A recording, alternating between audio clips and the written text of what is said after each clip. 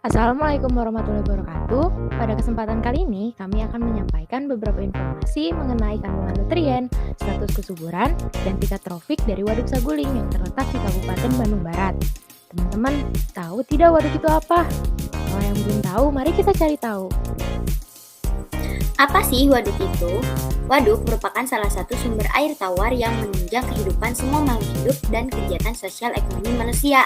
Fungsi utama dari waduk adalah menampung kelebihan air saat musim hujan, selanjutnya digunakan sebagai tempat penyimpanan cadangan air untuk nantinya di musim kemarau ketika mengalami kekurangan air, dapat mencegah banjir dan juga tempat irigasi.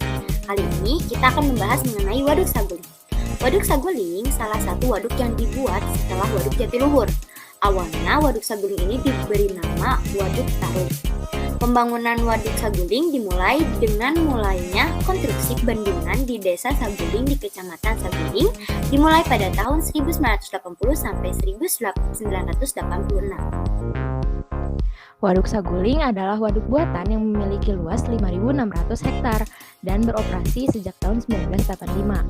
Daerah di sekitar waduknya berupa perbukitan dan banyak sumber air yang berkontribusi. Hal tersebut membuat bentuk dari waduk ini sangat tidak beraturan dengan banyak teluknya.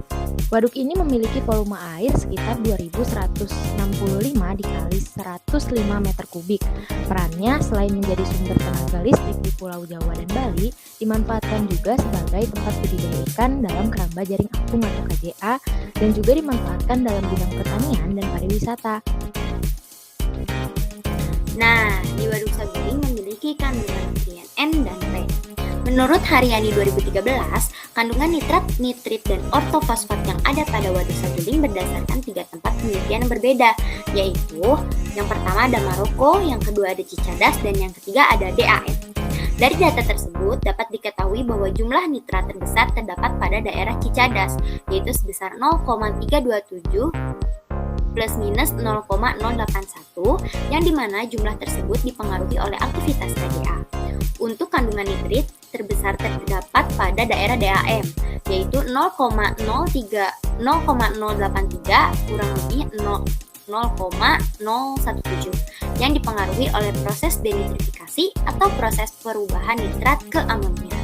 Untuk kandungan fosfat yang terbesar terdapat pada daerah Maroko, yaitu 0,059 kurang lebih 0,019, yang dipengaruhi oleh masuknya aliran air yang berasal dari Sungai Citarum.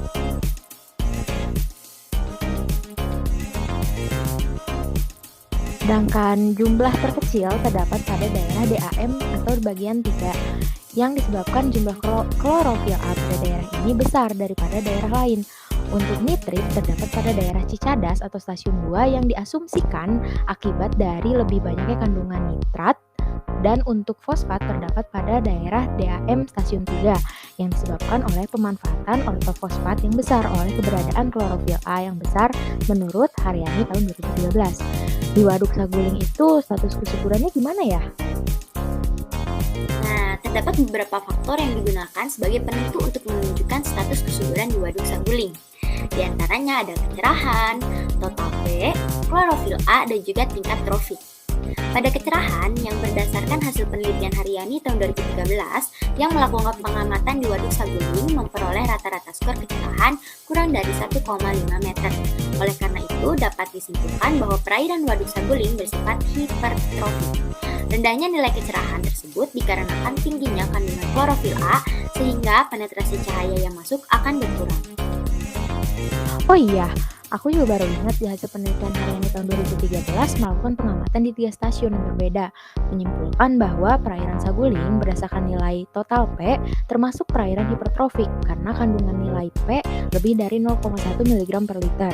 Tapi menurut Utami tahun 2006 mengatakan bahwa status kesuburan Waduk Saguling berada pada tingkat eutrofik.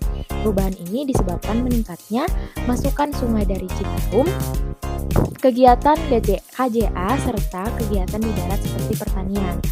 Nah, kandungan klorofil A di Waduk Saguling memiliki lebih dari 25 mikrogram per liter.